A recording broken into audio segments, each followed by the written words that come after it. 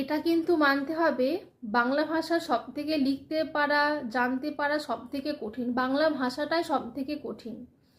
তো এই বাংলা ভাষার আমরা অনেক রকম আছে, যেমন আমাদের ইন্ডিয়ার বাংলা ভাষা একরকম, আবার বাংলাদেশের বাংলা ভাষা আরেক রকম। বাংলাদেশের আবার বিভিন্ন জেলার ভাষাও অন্যরকম। মানে দুটোই বাংলা ভাষা, সবই বাংলা ভাষা, তা সত্ত্বেও বাংলা ভাষার মধ্যে কত রকম ডিফারেন্স লক্ষ্য করা যায়।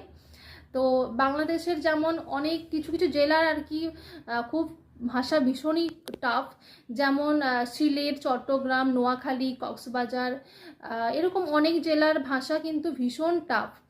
আমাদের ভাষার মানে ইন্ডিয়ার ভাষার থেকে কিন্তু অনেকটা আনম্যাচড।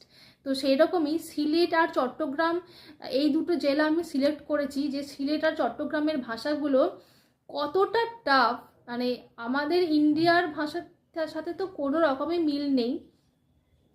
তো তোমরা কোনো আইডিয়া করতে হয়তো পারবে না যে কতটা টাফ হতে পারে। যারা জানো তাদের ব্যাপার আলাদা, যারা জানো না তাদের জন্য বলছি। তোমরা জানতে গেলে কিন্তু এই ডেসক্রিপশনে দেওয়া কিন্তু ভিডিওটা অবশ্যই দেখো। সিলেট আর চট্টগ্রামের ভাষা মানে বাংলা ভাষার সাথে কতটা আনম্যাচড সেটাই আমি নিয়ে একটা ভিডিও বানিয়েছি, সিলেটের ভাষা ভার্সেস চট্টগ্রামের ভাষা। তো ভিডিওটা অবশ্যই দেখে কিন্তু কমেন্ট করে জানাবে যে কিছু মিল পাচ্ছ কি না, আমাদের ইন্ডিয়ার ভাষার থেকে ভাষার সাথে কোনো কিছু মিল আছে কি না।